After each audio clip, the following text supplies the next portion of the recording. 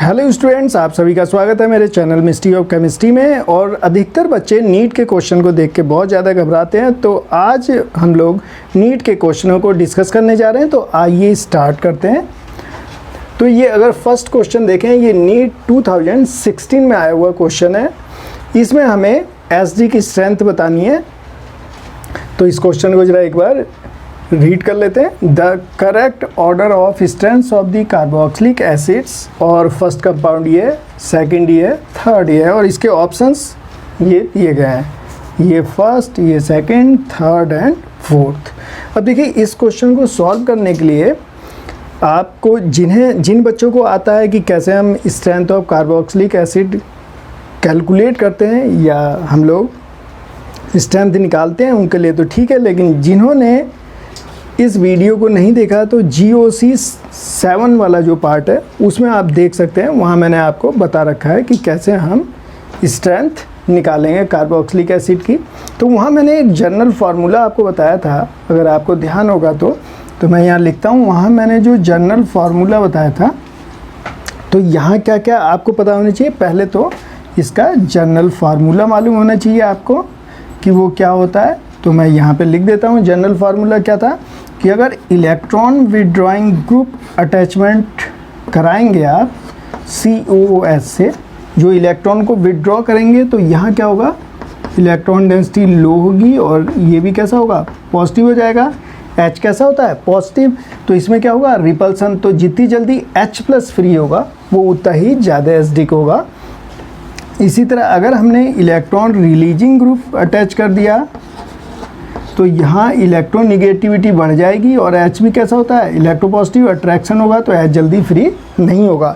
तो एसिडिटी में हमें ध्यान रखना है कि एसिडिटी में मैंने क्या बताया था कि acidity directly proportional releasing of H+ ion. It means जितनी जल्दी H+ रिलीज होगा वो उतना ही एसिडिक होगा। तो मैंने एक फार्मूला बताया था कि acidity directly proportional releasing of H+ ion.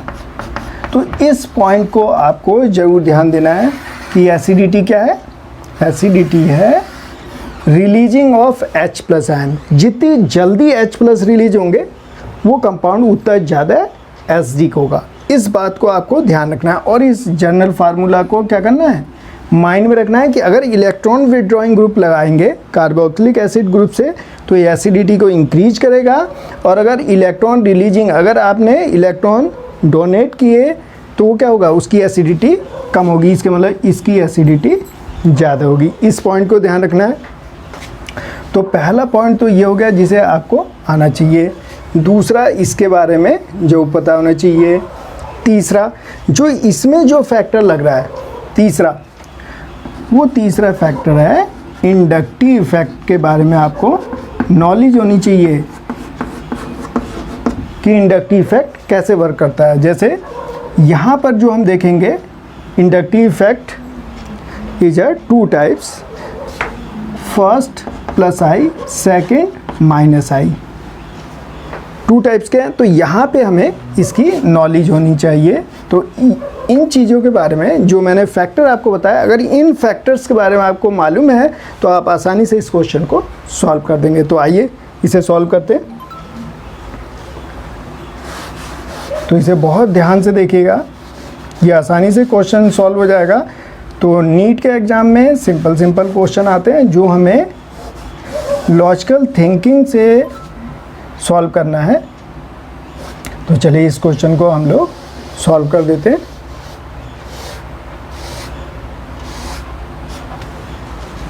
ध्यान दीजिएगा कैसे सॉल्व करेंगे। एक फैक्टर मैंने और बताया था, कौन सा फैक्टर, जो यहाँ अप्लाई होगा, fourth factor, inductive effect is a distance dependent. याद आया होगा आपको, inductive effect is a distance dependent. क्या मीनिंग है इसका? इसका मीनिंग ये है कि जो इलेक्ट्रॉन विड्रॉइंग ग्रुप है वो कार्बोक्सिलिक ग्रुप के जितना नज़दीक होगा वो उतना ज़्यादा इलेक्ट्रॉन विड्रॉ करेगा और जितना दूर होगा उतना कम इलेक्ट्रॉन विड्रॉ करेगा। जैसे इसमें देखिए ध्यान से, यहाँ पे जो ये ऑक्सीजन एटम गिवन है ये यहाँ पे -I का काम कर रहा है, ये यहाँ पर माइनस आई का काम कर रहा है। ये देखिए ठीक वैसा ही क्वेश्चन है कि जैसे अगर मान लो मैं यहाँ पे COH दे दूँ, यहाँ C और यहाँ पे सपोज कीजिए मैंने F जोड़ लिया या यहाँ पे OH लगा दिया मैंने, तो ये देखिए CH CH2 CH3 और एक कंपाउंड में ले लेता हूँ OH CH2 COH। तो देखिए ये दोनों में किसकी ज़्यादा एसिडिटी है, जो जितना ज़्यादा नज़दीक होगा। ये अगर मैं ग्रुप मान लूँ तो ये फर्स्ट पोजीशन पे अटैच है और इसे अगर ग्रुप मान लूँ तो 1 सेकंड पोजीशन पे अटैच है।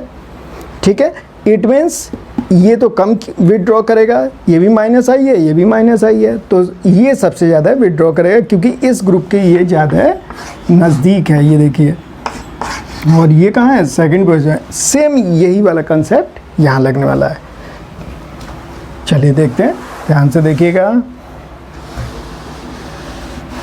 और इस कंसेप्ट को समझिए। इस तरह से ये सिंपल क्वेश्चन आते हैं जो हमें लॉजिकली एनालाइज करके सॉल्व करना होता है। तो ये माइनस आई, ये भी माइनस आई और यहाँ पे देखिए ये क्या है, प्लस आई। याद कीजिए प्लस आई में मैंने आपको बता रखा था, प्लस आई में ये देखिए 3 मेंबर रिंग, 4 मेंबर रिंग, ये हो गया आपका 5 मेंबर रिंग और ये हो गया आपका 6 मेंबर। तो ये कौन सा वाला ग्रुप है, प्लस आई वाला। तो ये तो प्लस आई से इलेक्ट्रॉन डेंसिटी बढ़ाएगा तो यहाँ पे निगेटिव चार्ज बढ़ जाएगा और ये हो गया पॉजिटिव, अट्रैक्शन ज़्यादा तो एच जल्दी फ्री नहीं होगा। अब ये देखिए माइनस आई, अभी मैंने बताया था जितना इलेक्ट्रॉन विड्रॉइंग लगाओगे वो क्या करेगा, उतना ही ज़्यादा इलेक्ट्रॉन को खींचेगा अपनी तरफ। तो यहाँ देखिए ये हो गया 1 2, यहाँ 3 पे अटैच है, ये देखिए 1 2 3, ये 4 पे अटैच है। तो अब देखिए माइंड लगाइए कौन ज़्यादा खींचेगा। देखिए 1 2 जो थर्ड पोजीशन पे ये ज़्यादा इलेक्ट्रॉन विड्रॉ करेगा, इट मीन्स ये वाला H जल्दी फ्री होगा। इसके बाद ये वाला, ठीक है, क्योंकि यहाँ पे देखिए कौन सी पोजीशन पे है, 4th पे है, तो थर्ड वाला सबसे ज़्यादा होगा। अब थर्ड वाला देखिए, थर्ड क्योंकि ये कहाँ पे है, 1 2 3 पे है, तो ये ज़्यादा इलेक्ट्रॉन विड्रॉ करेगा, तो मोर एसिडिक। तो इसका देखिए थर्ड ही है, देखिए थर्ड, ये थर्ड के बाद सेकंड, सेकंड के बाद फर्स्ट, तो ये वाला ऑप्शन सही हो गया। क्लियर है, ये देख लिए। बस इस तरह से इस क्वेश्चन को सॉल्व करना था। तो सबसे ज़्यादा हो गया थर्ड, थर्ड के बाद सेकंड, सेकंड के बाद फर्स्ट। इस तरह से इस क्वेश्चन को सॉल्व करना था। क्लियर है, तो ये वाला क्वेश्चन आया था 2016 में। चलिए अब नेक्स्ट क्वेश्चन को देखते हैं। तो देखिए कितने सिंपल क्वेश्चन आ रहे हैं। अब नेक्स्ट क्वेश्चन को देखते हैं। देखिए इसमें क्या निकालनी है, बेसिसिटी। अब बेसिसिटी निकालने के लिए हमें क्या क्या पॉइंट आने चाहिए, जैसे फर्स्ट क्या आना चाहिए, बेसिसिटी के लिए बेसिसिटी डायरेक्टली प्रोपोर्शनल होगा donating of lone pair of electrons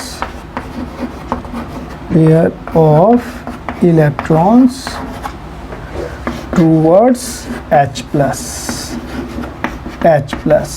मतलब जो लॉन पेयर ऑफ इलेक्ट्रॉन है जितनी जल्दी H प्लस, क्योंकि डायरेक्टली पोजिशनल है, it means lone pair of electron जितनी जल्दी H प्लस को अपने इलेक्ट्रॉन डोनेट करेगा उसकी बेसिसिटी इंक्रीज कर जाएगी। तो ये डायरेक्टली पोजिशनल है, तो एक पॉइंट तो ये ध्यान रखना है। दूसरा इसका जनरल फार्मूला ध्यान रखना है।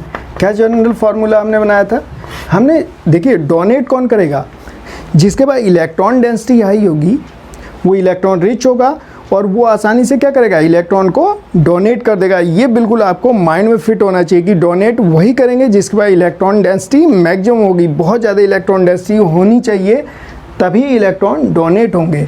इट मीन्स इसका जनरल फार्मूला बनाएंगे तो इलेक्ट्रॉन रिलीजिंग ग्रुप वालों की बेसिसिटी सबसे ज़्यादा होगी, मतलब वो इलेक्ट्रॉन देने वाले ग्रुप होने चाहिए तो उनकी बेसिसिटी ज़्यादा है। H क्या होता है, रेफरेंस वैल्यू होती है, वो ना घटाएगा ना बढ़ाएगा, तो ये रहेगा इन दोनों के मिडिल में। अगर आपने इलेक्ट्रॉन विड्रॉइंग ग्रुप जोड़ दिया तो क्या होगा, यहाँ पे इलेक्ट्रॉन डेंसिटी कम हो जाएगी, तो बेसिसिटी भी कम हो जाएगी, क्योंकि जब इलेक्ट्रॉन ही नहीं रहेंगे तो डोनेट नहीं कर पाएगा। तो एक तो इसका आइडिया होना चाहिए। थर्ड किसका आइडिया होना चाहिए एक तो आपको इंडक्टिव इफेक्ट का पता होना चाहिए, इंडक्टिव इफेक्ट की नॉलेज होनी चाहिए। फिर और किसका आइडिया होना चाहिए, यहाँ पर आपको मीजोमेरिक इफेक्ट आना चाहिए। और किसकी नॉलेज होनी चाहिए, हाइपर कंजुगेशन इफेक्ट की नॉलेज होनी चाहिए। देखिए, अगर इन सब फैक्टर की अगर आपको नॉलेज है तो आप आसानी से इस क्वेश्चन को अब आप सॉल्व कर देंगे। तो ये सब आपको पता होना चाहिए। तो जिन बच्चों ने इन सब के बारे में नहीं पता है तो वो GOC के 8th पार्ट को देख सकते हैं, वहाँ से उन्हें इसकी नॉलेज मिल जाएगी। तो चलिए इस क्वेश्चन को आप सॉल्व कर देते हैं। तो इतनी नॉलेज हमें होनी चाहिए, तब हम इसे सिंप्लीफाई कर देते हैं। चलिए देखते हैं कैसे करते हैं।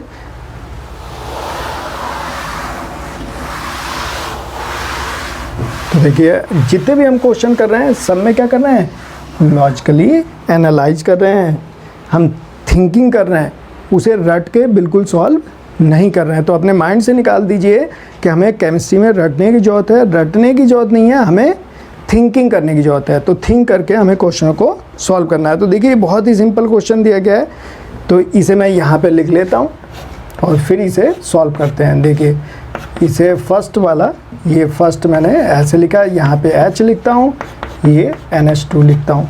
फिर देखिए सेकंड, ये हो गया आपका, यहाँ पे NO2 ग्रुप है और ये हो गया NH2, ये हो गया हमारा सेकंड, और ये हो गया हमारा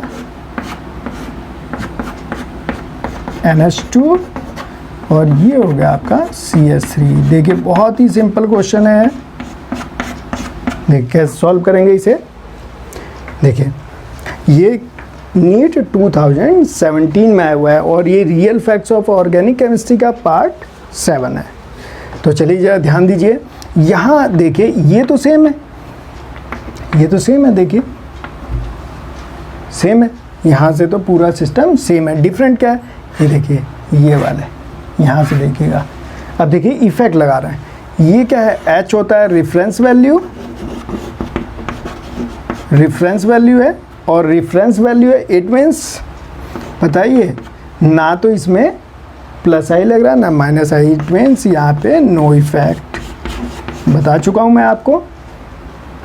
अब देखिए नेक्स्ट देखिएगा ये वाला, यहाँ से जा देखिए double single double single double, और यहाँ से देखिए lone pair single double single double single, मतलब ये क्या हो गया, ये एक तरह से इलेक्ट्रॉन विड्रॉ कर रहा है, किसके थ्रू, -m के थ्रू और -i के थ्रू। तो बताइए जब यहाँ से इलेक्ट्रॉन विड्रॉ हो जाएंगे डायरेक्ट, तो इसके बाद इलेक्ट्रॉन बचेंगे ही नहीं, और इलेक्ट्रॉन नहीं होंगे तो ये इलेक्ट्रॉन H+ को डोनेट नहीं कर पाएगा। इट मीन्स इलेक्ट्रॉन डेंसिटी बढ़नी चाहिए। ये तो क्या कर रहा है, इलेक्ट्रॉन को विड्रॉ कर रहा है। बात समझ में आ रही है। अब देखिए जरा ये वाला देख लेते हैं, एक हो गया +i, इलेक्ट्रॉन देगा, +i से इलेक्ट्रॉन कहाँ जाएंगे, ऊपर। अच्छा ये देखिए HC अटैच विद अनसैचुरेटेड, ये देखिए तो क्या लग गया, हाइपर कंजुगेशन। ये भी इलेक्ट्रॉन क्या कर रहा है, बढ़ा रहा है। तो ये इलेक्ट्रॉन ऊपर बढ़ रहा है, यहाँ पे इलेक्ट्रॉन डेंसिटी बढ़ने लगेगी, और जब इलेक्ट्रॉन डेंसिटी बढ़ेगी तो ये सबसे पहले इलेक्ट्रॉन दे देगा। तो अभी मैंने जो जनरल फार्मूला बताया था आपको, एक बार ज़रा ध्यान दीजिए, क्या सिखाया था, अगर इलेक्ट्रॉन रिलीजिंग ग्रुप जुड़ा है NH2 से तो ये क्या होगा, इलेक्ट्रॉन डेंसिटी बढ़ाएगा, तो इसका मतलब बेसिसिटी बढ़ गई। क्लियर। इसके बाद देखिए HNH2, ठीक है ना। तो इट मीन्स ये क्या हो गया, H रेफरेंस वैल्यू हो गई। बात समझ में आई। तो अगर ये रेफरेंस वैल्यू है तो कोई भी इफेक्ट नहीं पड़ेगा, नो इफेक्ट। इसके बाद देखिए electron releasing group, electron withdrawing group, और ये इलेक्ट्रॉन विड्रॉ करेंगे, ठीक है ना, इलेक्ट्रॉन विड्रॉ करेंगे। इट मीन्स यहाँ इलेक्ट्रॉन डेंसिटी कम हो जाएगी। तो ज़रा देख लीजिए क्या ये सेकंड वाला है, देखिए इलेक्ट्रॉन विड्रॉइंग, इलेक्ट्रॉन खींच रहे हैं ना, तो ये सेकंड। अच्छा H वाला कौन सा है, ये। अच्छा ये वाला देखिए थर्ड, तो देखिए इसके मतलब कौन सा हो गया, हमें इंक्रीजिंग में करना है तो सबसे ज़्यादा कौन है थर्ड, थर्ड के बाद फर्स्ट, तो देखिए थर्ड, थर्ड के बाद फर्स्ट, फर्स्ट के बाद सेकंड, तो इसका आंसर कौन सा है फर्स्ट। बात समझ में आई या नहीं आई। अभी देखिए जिन बच्चों के समझ में नहीं आई इसके बीच में रिंग लगा दीजिए, बस इसके बीच में रिंग, जैसे HNH2, तो देखिए NH2 और H बीच में क्या है ये रिंग, देख लीजिए HNH2, यही आ गया ना। अब ये वाला देखिए इलेक्ट्रॉन रिलीजिंग ग्रुप और NH2, अच्छा इसी को तो हम इलेक्ट्रॉन रिलीजिंग कहते हैं, जो इलेक्ट्रॉन देता है, तो इसे क्लोज कर लो, तो ये देखना इलेक्ट्रॉन रिलीजिंग और ये रिंग और NH2, इसके बीच में क्या है देखो रिंग आ जाएगा। समझ में आ गई बात। अब ज़रा इलेक्ट्रॉन विथड्रॉइंग में देख लो, ये देखो ज़रा, तो यही तो हमारा इलेक्ट्रॉन विथड्रॉइंग है, जो इलेक्ट्रॉन खींच रहा है बीच में रिंग है NH2 है। तो मैं समझता हूँ ये क्वेश्चन आपको समझ में आ गया होगा। तो इस तरह से हमें लॉजिकली थिंक करके एनालाइज करना है। तो हम नेक्स्ट वीडियो में फिर नेक्स्ट टॉपिक के साथ मिलते हैं। Thank you.